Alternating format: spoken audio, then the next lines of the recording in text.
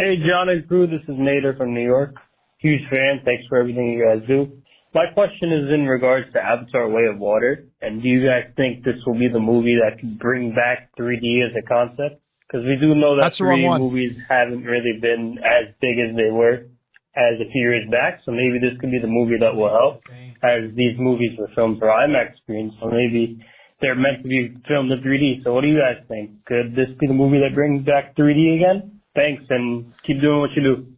Well, we obviously had a little bit of a mix-up there in our audio files because we accidentally played the wrong question there. So why don't we answer this question right now? Yeah, why not? But who does it come from? Nader called in and was asking about whether or not, like, can Avatar 2 revitalize 3D? I personally feel like the death of 3D is one of the best things to happen to movies in a long time. Listen to me closely, everybody.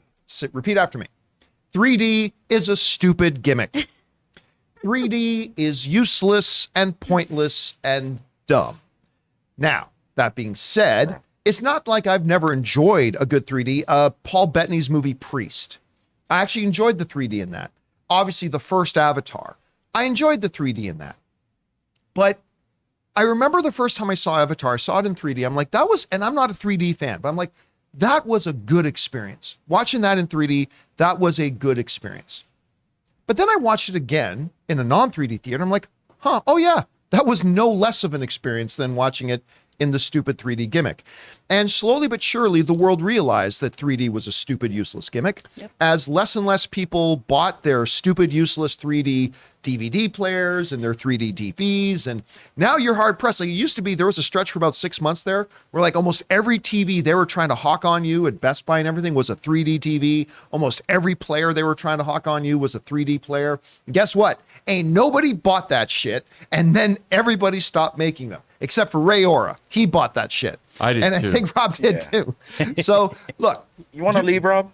We should just get out of here. Want to have some lunch? Here's the thing, though. Here's the thing. If any single movie can revitalize something as stupid as 3D, it is Avatar 2.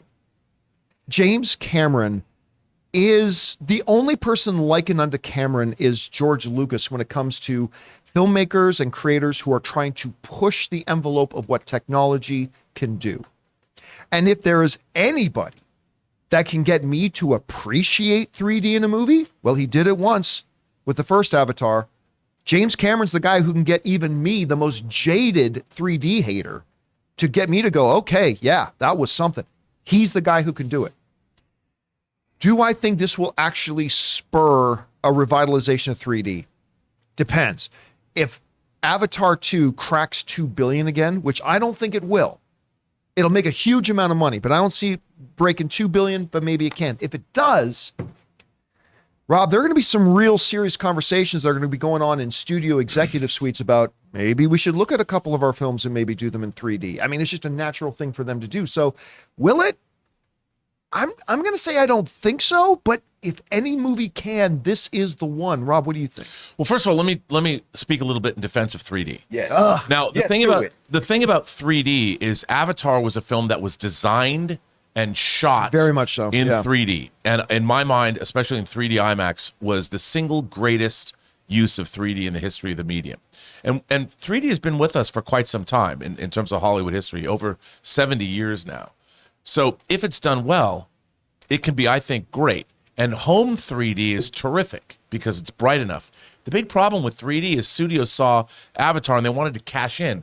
So they were not shooting all the movies that were in 3D. They were post-converting them to cash in. Right. Priest was a post-converted one, by the way, but it's one of those rare ones that was post-converted with a lot of time and they did it right. Yes, and if you look at certain home 3D titles like Top Gun, Titanic, Jurassic Park, they're post-conversions that are quite good, very effective. The problem was theaters that were projecting movies in 3D were not doing it correctly.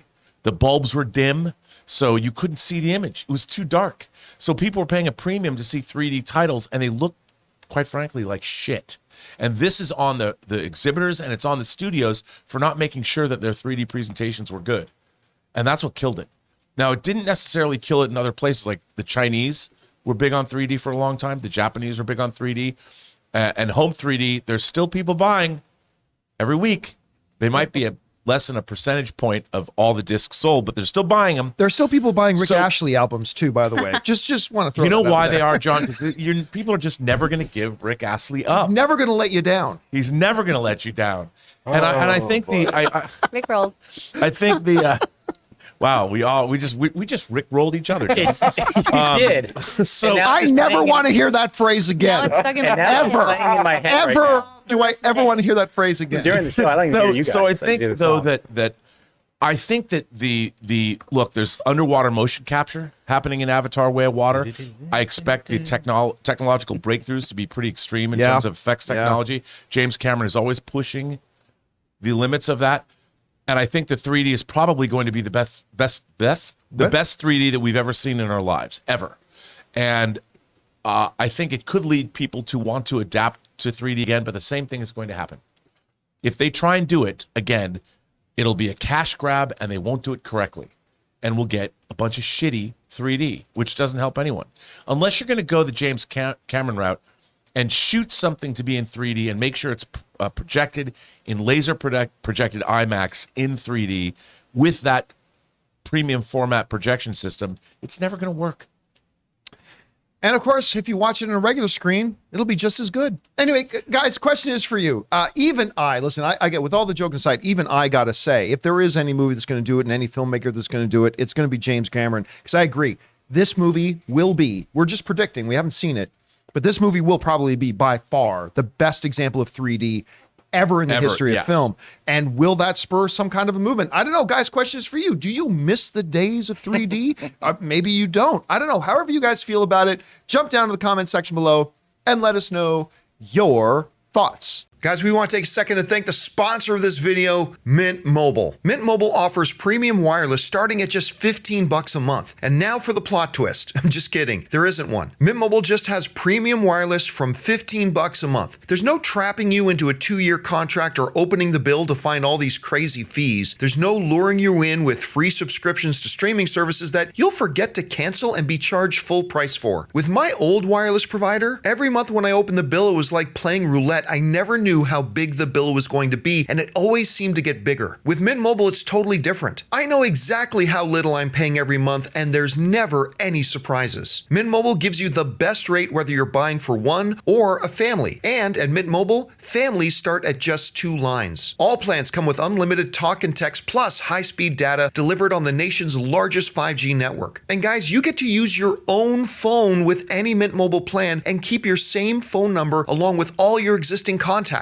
So transferring over couldn't be easier. So to get premium wireless from just $15 a month and no unexpected plot twists, go to mintmobile.com/Campea. That's mintmobile.com/Campea. You'll make your wallet very happy at mintmobile.com/Campea.